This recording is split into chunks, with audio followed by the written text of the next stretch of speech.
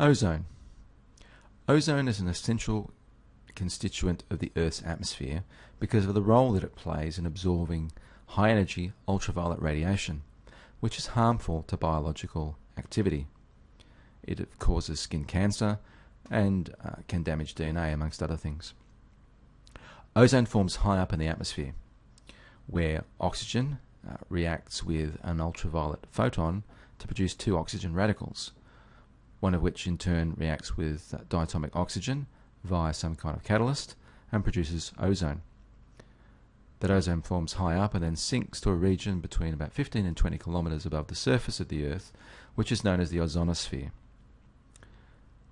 Ozone is destroyed continuously and naturally by ultraviolet radiation, but it's also destroyed by chlorofluorocarbons, which is why they're banned under the Montreal Protocol. Concentrations vary according to the circulation, and so you can see in the bottom left a figure that shows ozone concentration in Dobson units, and you can see lower values over Antarctica and higher values further equatorward. The figure on the right is showing a number of things. So firstly, we have altitude on the left in kilometers from 0 to 35 kilometers above the surface, and on the right hand side that's shown in the equivalent atmospheric pressure, which you can see decreases with height. Along the bottom we have the ozone partial pressure in millipascals, and what that is, it's simply ozone's contribution to the atmospheric pressure that you'd measure at that level, and that's indicated by the blue shaded region. The scale along the top firstly gives you the temperature in degrees Celsius, and that's the red line.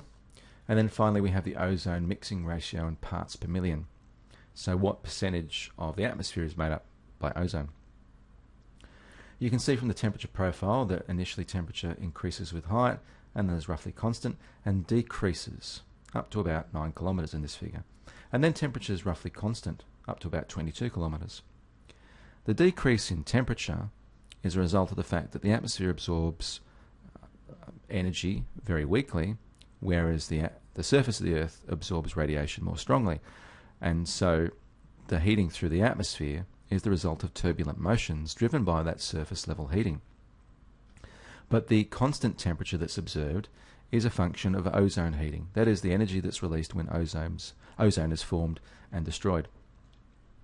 You can see that because the ozone mixing ratio is pretty much close to 0 to about 9 kilometers, notwithstanding the ozone that's produced near the surface by things like photocopiers and combustion and so on. And you can see ozone steadily increases all the way up to a maximum, where's that? That's nearly 28 kilometers, something like that. So that's where ozone is produced and then drops down. And you can see a peak in the ozone partial pressure near about 17 kilometers. So the production of ozone in the upper atmosphere is a good thing because it protects us from harmful UV, and from an exobiology point of view, or an astrobiology point of view, ozone is a signature of life, because oxygen is only produced biologically, and if you have no oxygen then you can't have ozone production. But ozone production near the surface is harmful to life. It's carcinogenic